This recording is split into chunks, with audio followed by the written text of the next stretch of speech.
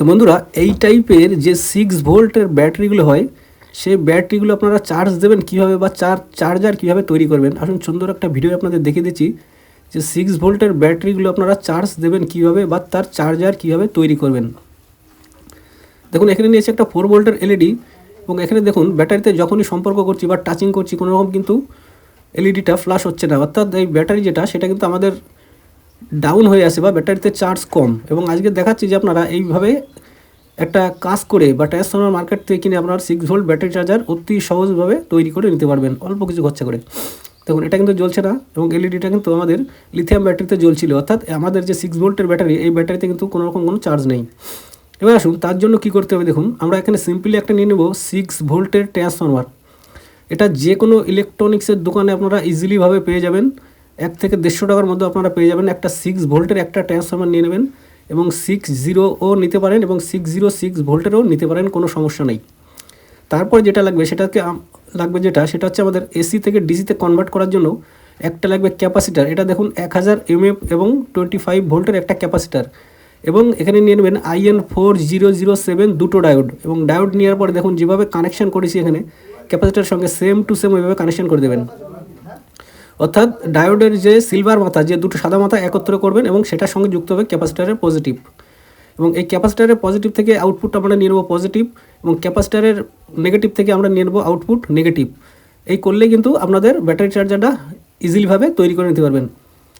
এবার দেখুন, প্রথম যে কানেকশানটা সেটা করব, এই যে আমাদের দুটো ডায়োড ছিল, ডায়োডের ব্ল্যাক সাইড অর্থাৎ অ্যানোড সাইড বলা হয়, এই ব্ল্যাক সাইডে আমরা কানেক্ট করে দেবো একটা 6 ভোল্ট, অপর পাশে কানেক্ট করে দেবো আরেকটা 6 ভোল্ট। এবং ট্রান্সফর্মার থেকে যে আউটপুট হচ্ছিল যে 0 ভোল্টটা, সেটা কানেক্ট করে দেবো আমরা ক্যাপাসিটারের নেগেটিভে। দেখুন এইভাবে কানেক্ট করে নেবেন, সিম্পল একটা কানেকশান, কোনো রকম কোনো সমস্যা নেই। আপনাদের যদি কোনো রকম অসুবিধা হয় অবশ্যই একটা স্ক্রিনশটও রাখতে পারেন বা একটা কমেন্টও করতে পারেন। দেখুন সিম্পলি কানেকশানটা কীভাবে করেছি সেইভাবে দেখুন সেম টু সেম এইভাবে কানেকশান করে নেবেন, কোনো রকম কোনো সমস্যার কোনো কারণ নেই। 100% আপনার 6 ভোল্ট ব্যাটারি চার্জার তৈরি হয়ে যাবে। এবার আসুন আমরা করব কি, আউটপুট ভোল্টের জন্য দুটো ক্লিপ এখানে ব্যবহার করব, যেটা ব্যাটারি চার্জ করার জন্য আমরা নেব, একটা হবে পজিটিভ একটা হবে নেগেটিভ। তো সিম্পলি আমরা করব কি, আউটপুটের জন্য ক্যাপাসিটারের পজিটিভ থেকে করে দেবো পজিটিভ এবং ক্যাপাসিটারের নেগেটিভ থেকে করে দেবো আমরা নেগেটিভ, অর্থাৎ এই ক্লিপ দুটো আমাদের ব্যাটারির পজিটিভ এবং ব্যাটারি নেগেটিভে লাগানোর জন্য, ব্যাটারিটা চার্জ করার জন্য। দেখুন আমাদের কানেকশান কিন্তু এখানে রেডি।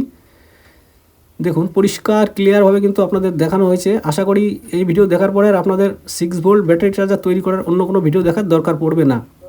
দেখুন যেভাবে কানেকশানটা করেছি সেম টু সেম এইভাবে কানেকশান করবেন, কোনো রকম কোনো সমস্যা হবে না 100%। এরপরে যদি আপনাদের কোনো কিছু বুঝতে অসুবিধা হয় অবশ্যই একটা স্ক্রিনশটও রাখতে পারেন এবং ভিডিওর নিচে একটা কমেন্টও করতে পারেন।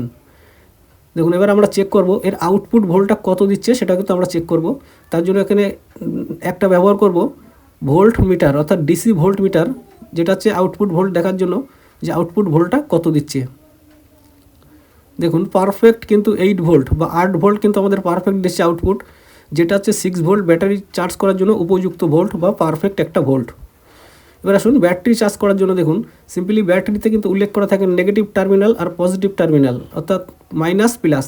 তা সিম্পলি করবেন কি, মাইনাসে মাইনাস প্লাসে প্লাস বা নেগেটিভে নেগেটিভ পজিটিভে পজিটিভ কানেক্ট করবেন এবং এখানে কিছু সময় এখানে রেখে দেবেন, 1 থেকে 1.5 ঘন্টা কিংবা 2 ঘন্টা এখানে রেখে দেবেন। তারপরে দেখবেন 100% আপনার ব্যাটারিটা চার্জ কমপ্লিট হয়ে গেছে। এবার শুনুন সিম্পলি আমরা আগে চার্জারের লাইনটা আমরা ডিসকানেক্ট করে দেখি, এবার ব্যাটারিতে যেমন চার্জ হলো সেটা কিন্তু আপনাদের সঙ্গে দেখাবো এবং এলইডি ফ্ল্যাশ হচ্ছে কিনা এবার বা জ্বলছে কিনা সেটাও দেখাবো। দেখুন এলইডি কিন্তু লাইট জ্বলছে বা গ্লো হচ্ছে, অর্থাৎ আমাদের ব্যাটারিটা কিন্তু চার্জ হয়ে গেছে। এবার ব্যাটারিতে কতটা ভোল্ট উঠেছে সেটাও কিন্তু আপনাদের একটু দেখাবো যে ব্যাটারিতে কত ভোল্ট হলো। সিম্পলি তার জন্য পজিটিভ করব এবং নেগেটিভ করব আমাদের এই ডিসি ভোল্ট মিটারের। দেখুন এখানে পারফেক্ট দেখাচ্ছে 6 ভোল্ট, অর্থাৎ আমাদের ব্যাটারিটা কিন্তু চার্জ কমপ্লিট হয়ে গেছে, ফুল চার্জ কমপ্লিট। তো এইভাবে আপনারা 6 ভোল্টের যে ব্যাটারিগুলো হয়ে থাকে অতি সহজভাবে মার্কেট থেকে একটা ট্রান্সফর্মার কিনে যে কোনো ইলেকট্রনিক্সের দোকানে পেয়ে যাবেন এই ধরনের ট্রান্সফর্মার, বাট নিয়ে আপনারা অতি সহজভাবে তৈরি করতে পারবেন একটা 6 volt battery charger. Thank you all.